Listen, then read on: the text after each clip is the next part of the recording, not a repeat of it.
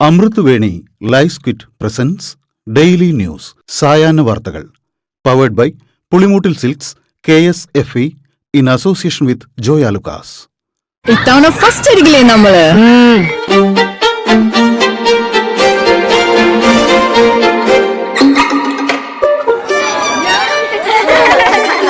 കുട്ടികൾക്കൊക്കെ പെയിൻ ശല്യം ഉണ്ടാകും. അതുകൊണ്ട് ലൈസ് കിറ്റ് ഉപയോഗിച്ച് ക്ലാസ്സിൽ വരാൻ പ്രത്യേകം ശ്രദ്ധിക്കണം. Lice kit lice remover pain ശല്യത്തിൽ നിന്നും ഉടനടി ആശ്വാസം. നമസ്കാരം, ഞാൻ ഡെയ്സി ബിജു.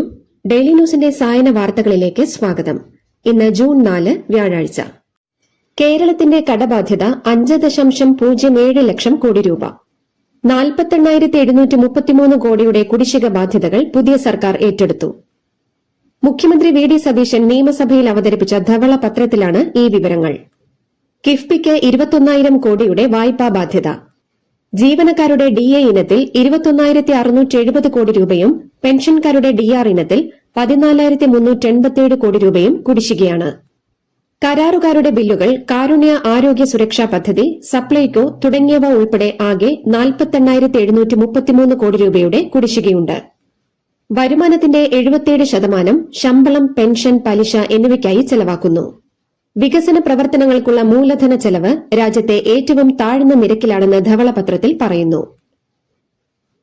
സംസ്ഥാന സർക്കാർ നേരിടുന്ന സാമ്പത്തിക പ്രശ്നത്തിന് കാരണം KSRTCയും KSEBയും വാട്ടർ അതോറിറ്റിയുമെന്ന് ധവളപത്രം. 3 പൊതുമേഖലാ സ്ഥാപനങ്ങൾക്കുമായി വലിയൊരു തുക നൽകേണ്ടി വരുന്നു. കൊച്ചി മെട്രോ മാസം 35 കോടി നഷ്ടത്തിലാണ്. കേരളത്തിലെ പൊതുമേഖലാ സ്ഥാപനങ്ങളുടെ സഞ്ചിത നഷ്ടം 2024-25 78,851 കോടി രൂപയായി ഉയർന്നു. സ്വകാര്യ നിക്ഷേപം വേണമെന്നും സഹകരണ മേഖലയുടെ പങ്കാളിത്തം കൂട്ടണമെന്നും ധവളപത്രത്തിൽ നിർദ്ദേശിക്കുന്നു. സർക്കാർ ജീവനക്കാരുടെ വിരമിക്കൽ പ്രായം കേന്ദ്ര സർക്കാരിന്റെ നിലവാരത്തിലേക്ക് ഉയർത്തണമെന്ന് ധവളപത്രത്തിൽ നിർദ്ദേശം. ഉദ്യോഗസ്ഥരുടെ അനുഭവ സമ്പത്ത് പരമാവധി പ്രയോജനപ്പെടുത്തണം. വിരമിക്കൽ പ്രായം 1 വർഷം വർദ്ധിപ്പിച്ചാൽ സംസ്ഥാനത്തിന് 6,000 കോടി രൂപയുടെ വിരമിക്കൽ ആനുകൂല്യ ചെലവ് ലാഭിക്കാം. കേന്ദ്ര സർക്കാരിനെ പോലെ 10 വർഷത്തിലൊരിക്കൽ മാത്രം ശമ്പള കമ്മീഷൻ നടപ്പാക്കിയാൽ മതിയാകും. ഡിജിറ്റലൈസേഷൻ എന്ന പേരിൽ പഴയ ഫോമുകളും നടപടിക്രമങ്ങളും ഓൺലൈനിലേക്ക് മാറ്റുന്നത് മാത്രം പോരെന്ന് റിപ്പോർട്ടുകൾ. നടപടിക്രമങ്ങൾ ലളിതമാക്കിയും ഉപയോക്തൃ സൌഹൃദമാക്കിയും യഥാർത്ഥ ഡിജിറ്റൽ പരിഷ്കാരം നടപ്പാക്കണം. ഇതിനായി എല്ലാ വകുപ്പുകളും 3 മാസത്തിനകം നടപടിക്രമങ്ങൾ ലളിതമാക്കി സമ്പൂർണ്ണ ഡിജിറ്റലൈസേഷൻ പൂർത്തിയാക്കാൻ ലക്ഷ്യം നിശ്ചയിക്കണമെന്നും റിപ്പോർട്ട് നിർദ്ദേശിക്കുന്നു. ധവളപത്രത്തിലെ പ്രധാന നിർദ്ദേശങ്ങൾ: KSEB സ്വയം പര്യാപ്തമാകണം. KSEBയിലെ സാമ്പത്തിക ദുരുപയോഗം തടയണം. സ്ഥാപനങ്ങൾക്ക് സബ്സിഡി നൽകാതെ അർഹരായ വ്യക്തിഗത ഉപയോക്താക്കൾക്ക് നേരിട്ട് നൽകണം. വൈദ്യുതി ഉൽപാദനം വർദ്ധിപ്പിക്കണം. ലാഭത്തിലുള്ള ബെവ്കോയും നഷ്ടത്തിലുള്ള സപ്ലൈകോയും ലയിപ്പിക്കണം. തന്ത്രപ്രധാനമല്ലാത്തതും നഷ്ടത്തിൽ പ്രവർത്തിക്കുന്നതുമായ പൊതുമേഖലാ സ്ഥാപനങ്ങൾ സ്വകാര്യവൽക്കരിക്കുകയോ അടച്ചുപൂട്ടുകയോ വേണം. ഉപയോഗിക്കാതെ കിടക്കുന്ന ഭൂമി ഫലപ്രദമായി ഉപയോഗിക്കണം. ധനവകുപ്പ് വസ്തുതാ പരിശോധന നടത്തിയാണോ ധവളപത്രം ഇറക്കിയതെന്ന് നിയമസഭയിൽ പ്രതിപക്ഷ നേതാവ് പിണറായി വിജയൻ. പുതുയുഗ കേരളം ഒരു മുദ്രാവാക്യം മാത്രമായെന്നും യുദ്ധം മൂലമുള്ള പ്രതിസന്ധികളെ എങ്ങനെ തരണം ചെയ്യണമെന്ന നിർദ്ദേശമില്ലെന്നും വിമർശിച്ചു. പരാജയം അംഗീകരിച്ചാണ് തങ്ങൾ പോകുന്നതെന്നും ഇതോടെ എല്ലാം അവസാനിച്ചു എന്ന് കരുതേണ്ടെന്നും കൂടുതൽ കരുത്തോടെ തിരിച്ചുവരുമെന്നും പിണറായി പറഞ്ഞു.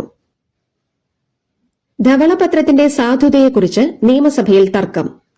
ധവളപത്രം തയ്യാറാക്കിയത് ധനവകുപ്പാണോ പുറത്തുനിന്നുള്ളവരാണോ എന്നതാണ് തർക്കവിഷയം. കേരളം ഇന്നേവരെ പ്രസിദ്ധീകരിച്ച ധവളപത്രങ്ങളൊക്കെ പൊളിറ്റിക്കൽ ഡോക്യുമെന്റ് ആയിരുന്നുവെന്ന് മുഖ്യമന്ത്രി വി ഡി സതീശൻ. അത് വീണെടുത്ത് കിടന്നുരുളലാണെന്ന് പ്രതിപക്ഷ നേതാവ് പിണറായി വിജയൻ. എന്നാൽ നിങ്ങളുടെ നയം തുടരാനല്ല ജനങ്ങൾ തങ്ങളെ വിജയിപ്പിച്ച് ഈ സീറ്റിൽ ഇരുത്തിയതെന്ന് വി ഡി സതീശൻ തിരിച്ചടിച്ചു. ധവളപത്രം തയ്യാറാക്കാൻ ഔദ്യോഗിക രേഖകൾ പുറത്തുകൊടുത്തത് ക്രമവിരുദ്ധമാണെന്ന് പ്രതിപക്ഷം വിമർശിച്ചു. ധവളപത്രം ഉമ്മാക്കിയല്ലെന്നും കഴിഞ്ഞ 10 വർഷത്തെ സാമ്പത്തിക കെടുകാര്യസ്ഥതയുടെ കണ്ണാടിയാണെന്നും മുഖ്യമന്ത്രി.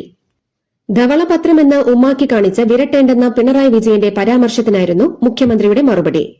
മെയ്യിൽ ട്രഷറിയിൽ 5,000 കോടി ഉണ്ടായിരുന്നുവെന്ന ഇടത് പ്രചാരണം ശരിയല്ലെന്നും മെയ് 16-ന് ട്രഷറിയിൽ ഉണ്ടായിരുന്നത് 2,000 കോടി മാത്രമാണെന്നും വി ഡി സതീശൻ സഭയിൽ പറഞ്ഞു.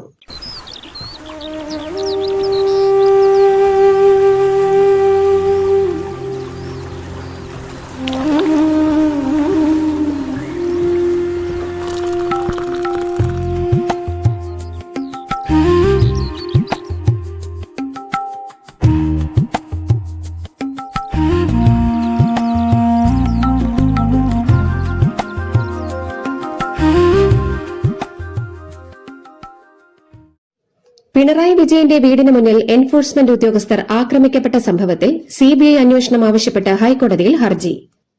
ഉദ്യോഗസ്ഥർക്ക് മതിയായ സുരക്ഷ നൽകുന്നതിൽ പോലീസ് പരാജയപ്പെട്ടെന്ന് ഹർജിക്കാരൻ ചൂണ്ടിക്കാട്ടുന്നു.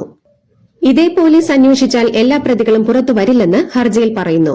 സംഭവത്തിൽ ഇതുവരെ സ്വീകരിച്ച നടപടികൾ 3 ആഴ്ചക്കുള്ളിൽ അറിയിക്കാൻ സർക്കാരിന് ചീഫ് ജസ്റ്റിസ് നിർദ്ദേശം നൽകി. കേരളത്തിലെ സ്ത്രീകൾക്ക് തുല്യനീതി ലഭിക്കണമെങ്കിൽ വടക്കൻ ജില്ലകളിൽ കൂടുതൽ കെഎസ്ആർടിസി സർവീസുകൾ വേണമെന്ന് വി.ടി. ബൽറാം എംഎൽഎ. മലബാർ മേഖലയിൽ കെഎസ്ആർടിസി ബസ് സർവീസുകളും ഡിപ്പോകളും കുറവാണ്. സൌജന്യ യാത്ര മുഴുവൻ സ്ത്രീകൾക്കും ഉപകാരപ്പെടണമെങ്കിൽ കൂടുതൽ സർവീസുകൾ വന്നേ തീരുവെന്ന് എംഎൽഎ പറഞ്ഞു. മലയിടം തുരുത്ത് കുടിയൊഴിപ്പിക്കൽ നടപടികൾ 16-ാം തീയതി വരെ നിർത്തിവെക്കാൻ ഹൈക്കോടതി നിർദ്ദേശം. കേസിൽ അടിയന്തരവാദം കേൾക്കണമെന്നാവശ്യപ്പെട്ട് പോലീസ് നൽകിയ അപേക്ഷയാണ് ഹൈക്കോടതി ഇന്ന് പരിഗണിച്ചത്.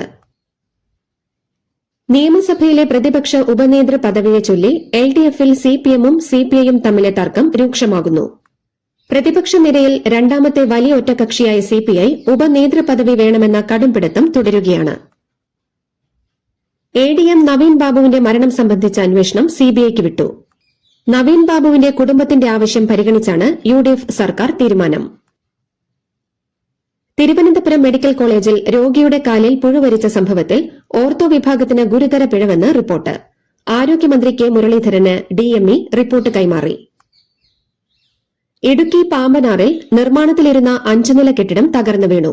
അപകട സമയത്ത് കെട്ടിടത്തിൽ തൊഴിലാളികൾ ഇല്ലാതിരുന്നതിനാൽ വൻ അപകടം ഒഴിവായി. നിർമ്മാണത്തിലെ അപാകതയാണ് അപകടത്തിന് കാരണമെന്നാണ് നിഗമനം. വാഹനങ്ങളിൽ അനുവദിക്കാവുന്ന മോഡിഫിക്കേഷനുകളെക്കുറിച്ച് റിപ്പോർട്ട് തയ്യാറാക്കി ഗതാഗത കമ്മീഷണർ. അനുമതിയില്ലാതെ ചെയ്യാവുന്ന 18 തരം മോഡിഫിക്കേഷനുകളും പ്രത്യേക അനുമതിയോടെ ചെയ്യാവുന്ന മോഡിഫിക്കേഷനുകളുമാണ് റിപ്പോർട്ടിലുള്ളത്. 50% സുതാര്യമായ സൺഫിലിം, അധിക സ്പീക്കറുകൾ തുടങ്ങിയവയ്ക്ക് അനുമതി ആവശ്യമില്ല. സംസ്ഥാനത്ത് ഇന്ന് വ്യാപകമായ മഴയ്ക്ക് സാധ്യത. 14 ജില്ലകളിലും ജാഗ്രതാ നിർദ്ദേശം. ഒറ്റപ്പെട്ട ഇടങ്ങളിൽ ഇടിമിന്നലോട് കൂടിയ ശക്തമായ മഴയ്ക്കും മണിക്കൂറിൽ 50 കിലോമീറ്റർ വേഗതയിൽ കാറ്റിനും സാധ്യതയുണ്ട്.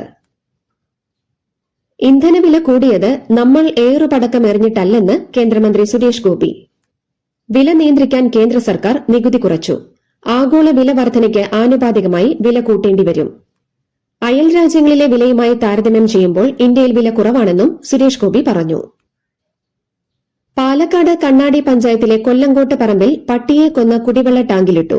20 കുടുംബങ്ങൾ കുടിവെള്ളത്തിന് ആശ്രയിക്കുന്ന ടാങ്കാണ് ഇത്. ഏറെ നാളുകളായി വെള്ളം ഉപയോഗിച്ചിരുന്ന ജനങ്ങൾ രൂക്ഷഗന്ധം വന്നതോടെയാണ് ടാങ്ക് തുറന്നു പരിശോധിച്ചത്. നാലാഞ്ചിറ ഹസീന ബീവി കൊലക്കേസിലെ പ്രതി സുരേഷിനെ തമിഴ്നാട്ടിലെ ചിദംബരത്ത് റെയിൽവേ ട്രാക്കിൽ മരിച്ച നിലയിൽ കണ്ടെത്തി. നാലാഞ്ചിറയിൽ 4 മാസമായി വാടകയ്ക്ക് താമസിച്ചിരുന്ന മണ്ണന്തല സ്വദേശിനി ഹസീനയാണ് കൊല്ലപ്പെട്ടത്. കൊലപാതകത്തിന് ശേഷം ഭർത്താവ് സുരേഷ് കാറിൽ രക്ഷപ്പെടുകയായിരുന്നു.